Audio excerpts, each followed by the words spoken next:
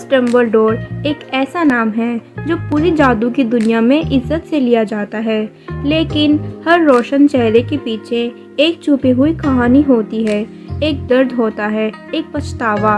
ये कहानी है एक महान जादूगर जिसका अतीत उतना ही अंधेरा था जितना रोशन उसका आज था। एल्बस डम्बलडोर का जन्म और उनका परिवार। एल्बस डम्बलडोर का जन्म हुआ था एक विज़र्ड फैमिली में। उनके पिता का नाम था पार्सिवल डम्बलडोर और उनकी माँ का नाम था कैंड्रा। उनके दो छोटे भाई बहन थे, एबरफोर्ड और एरियाना। जब एरियाना सिर्फ 6 साल की थी तो कुछ मुगल लड़कों ने उसे जादुई चमत्कार करते हुए देख लिया था।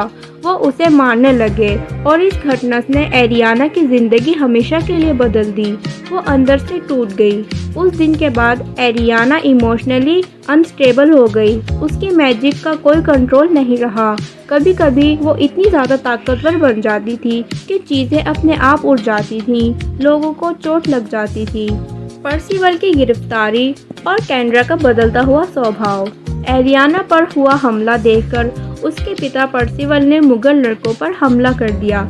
इस वजह से उसे एज़्काबान भेज दिया गया और उसने कभी भी नहीं बताया कि उसने ये सब अपनी बेटी के लिए किया था। शायद वो चाहते थे कि एरियाना का राज दुनिया से छुपा रहे। कैंड्रा ने अपने बच्चों को गॉड्रिक्स हेलोस में ले जाकर छुपा कर रखना शुरू कर दिया। उसका स्वभाव कठोर हो गया था।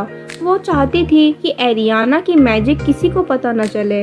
डम्बलडोर का बचपन जिम्मेदारियों से भरा था। एल्बस एक बहुत ही प्रतिभाशाली बच्चा था। उसने छोटी उम्र में ही हॉगवर्ट्स में टॉप कर लिया था। तो अपनी माँ की टेंशन के साथ एल्बस पर पूरा परिवार की जिम्मेदारी थी। एक दिन जब एरियाना का मैजिक कंट्रोल से बाहर हो गया, एक जोर का धमाका हुआ और कैंड्रा डम्बलडोर की जान चली गई।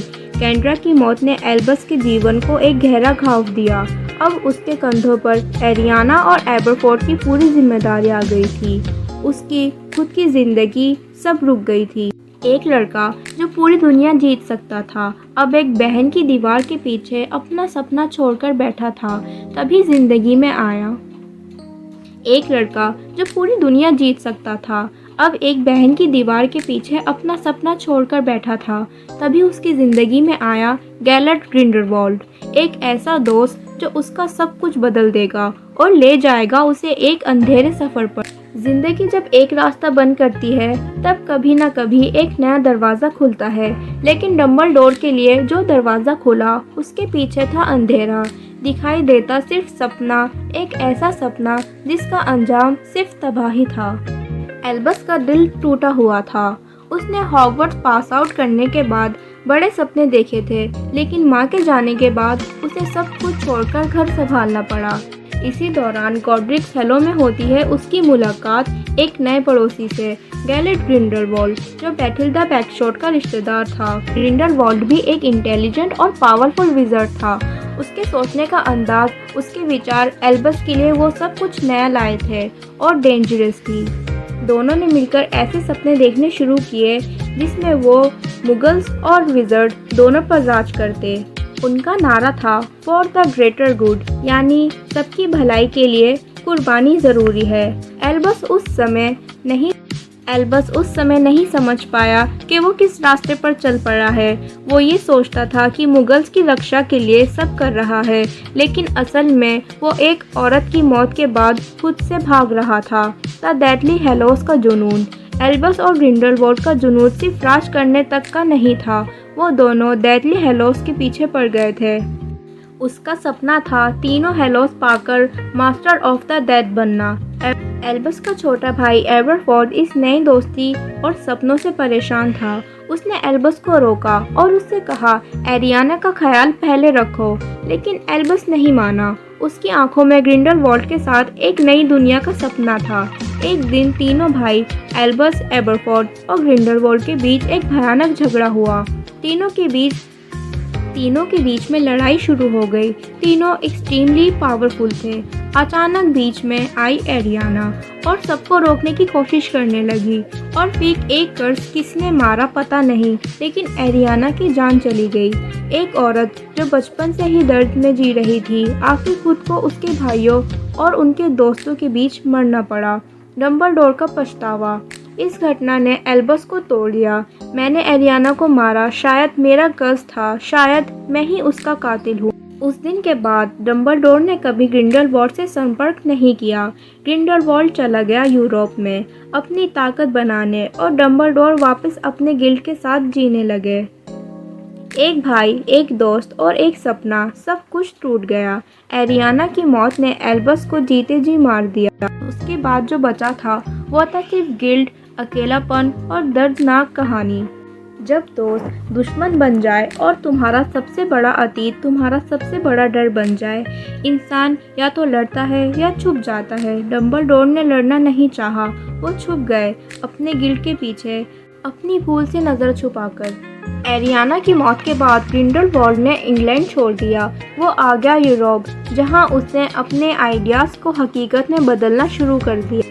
उसने अपना एक खुद का जेल बनाया जहां वो अपने दुश्मनों को बंद करता था। ग्रिंडलवाल्ड ने अपना सपना मिशन शुरू कर दिया था, डेथली हैलोस को पाना और दुनिया को कंट्रोल करना। डम्बलडोर का साइलेंस, क्या वो डरा हुआ था? लेकिन सबसे बड़ा सवाल था, क्या डम्बलडोर ने कुछ नहीं किया? क्या वो अपनी भूल से घबरा गए थे? क्या उनमें अब हिम्मत नहीं थी, या फिर उनके दिल में ग्रिंडलवाल्ड के लिए अब भी कुछ था?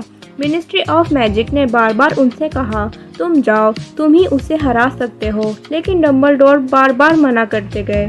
जब पूरी दुनिया डम्बलडोर को एक हीरो के रूप में देख रही थी, तब वो खुद को एक पापी महसूस कर रहे थे।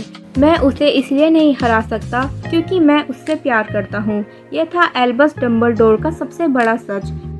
एक ऐसा सच जो उन्हें हर रात जगाता था, एक ऐसा सच जिसे उन्होंने पूरी दुनिया से छुपा कर रखा था। डम्बलडोर ने अपने आप को हॉगवर्ट्स में पूरी तरह से जोड़ लिया। वो एक टीचर बन गए और बाद में हेडमास्टर भी, लेकिन वो हमेशा छुप कर जीते थे। उनके चेहरे की मुस्कान के पीछे एक गिल्ड छुपा था, एरियाना का दर्द, ग्रिंडलवाल्ड से लड़ने का पछतावा और खुद की डिसीजन का बोझ। एक और अंधेरा, टॉम रिडल से मुलाकात। इस दौरान डम्बलडोर की मुलाकात होती है एक लड़के से, टॉम मार्लबोरो रिडल, एक जीनियस विज़र्ड और एक ब्रिलियंट माइंड। लेकिन डम्बलडोर तुरंत समझ गए इस लड़के में डार्कनेस है, इसलिए उन्होंने उस पर नज़र रखनी शुरू कर दी। मैं उसमें वही चमक देखता हूँ जो मैंने ग्रिंडलवाल्ड में देखी थी, और वही अंधेरा भी। जब तुम अपने सबसे बड़े दुश्मन से लड़ने से इनकार करते हो, तब तुम्हारा डर तुम्हारा मास्टर बन जाता है। डम्बलडोर ने दुनिया से तो ये सच छुपा लिया, लेकिन खुद से कभी नहीं छुपा पाए। कुछ कहानियाँ दोबारा लिखी जाती हैं। जब डम्बलडोर ने टॉम रिडल को पहली बार देखा, उसने एक पुरानी पहचान को महसूस किया। वो समझ गए, अगर इस बार मैंने छुपने की कोशिश की तो पूरी दुनिया जल जाए। टॉम रिडल एक बेसहारा, एक्सट्रीमली इंटेलिजेंट और एक डेंजरस बच्चा था। डम्बलडोर ने उसे हॉगवर्ट्स लेकर आए, लेकिन उस पर हमेशा शक बनाए रखा। टॉम क्वेश्चंस करता था, मौत से आगे क्या है? क्या कोई इंसान कभी मरने से बच सकता है? क्या पावर सब कुछ होती है? ये वो सवाल थे जो कभी डम्बलडोर और ग्रिंडलवाल्ड के बीच होते थे। डम्बलडोर ने देखा, टॉम रिडल भी वही रास्ता चुनता जा रहा है, हॉर्क्रक्स का राज। डम्बलडोर को शक होने लगा कि वोल्डेमॉर्ट ने अपनी मौत से बचने के लिए हॉर्क्रक्स बनाए हैं, लेकिन वो कंफर्म नहीं कर पाए थे क्योंकि टॉम रिडल अब बन चुका था वोल्डेमॉर्ट, एक नया विलन। डम्बलडोर ने इस बार डिसीजन लिया कि वो इस बार नहीं छोड़ेंगे, चाहे उन्हें हद पार करनी पड़े। Order of the Phoenix. Dumbledore ने मिनिस्ट्री ऑफ मैजिक से अलग होकर ऑर्डर ऑफ द फिनिक्स बनाया, एक सीक्रेट ग्रुप जो वोल्डेमॉर्ट से लड़ सके। इस दौरान मॉरॉन्डर्स, जेम्स सीरियस, रीमस और पीटर, लिली इवांस, सब कुछ डम्बलडोर के सामने हो रहा था। वो क्विकली सब कुछ मॉनिटर कर रहे थे। प्रोफेसी और हैरी पॉटर।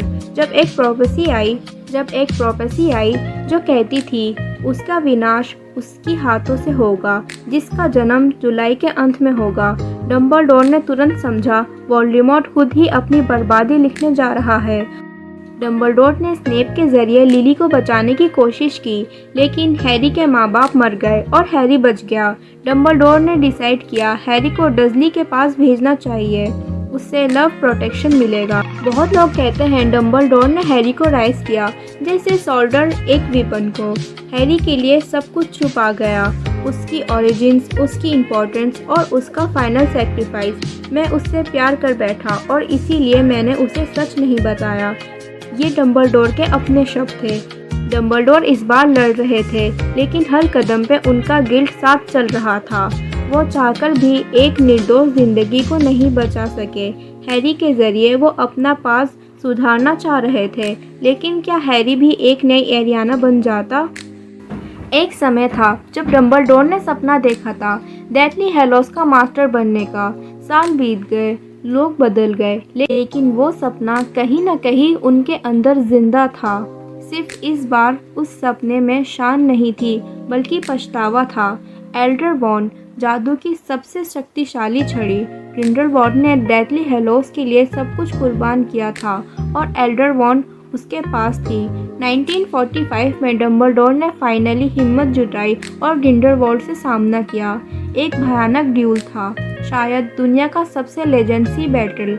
डम्बलडोर जीत गए और ग्रिंडेलवाल्ड को उसके खुद के बनाए हुए जेल में डाल दिया और एल्डर वॉन्ड के असली मास्टर बन गए एल्बस डम्बलडोर। डम्बलडोर ने एल्डर वॉन्ड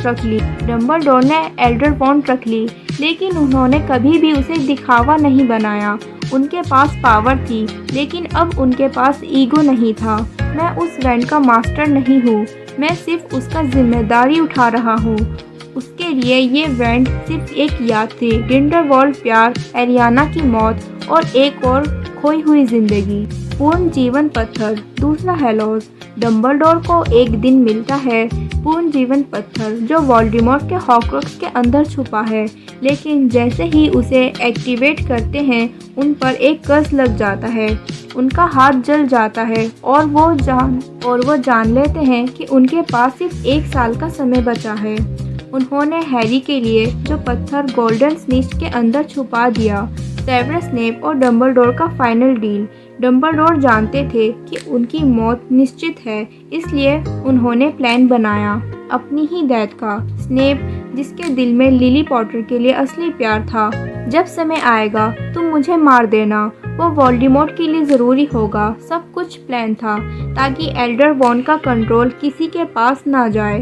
हैरी को फाइनल ट्रूथ मिल सके और वोल्डेमॉर्ट खुद को पावरफुल समझ सके। हैरी के साथ अंतिम सच।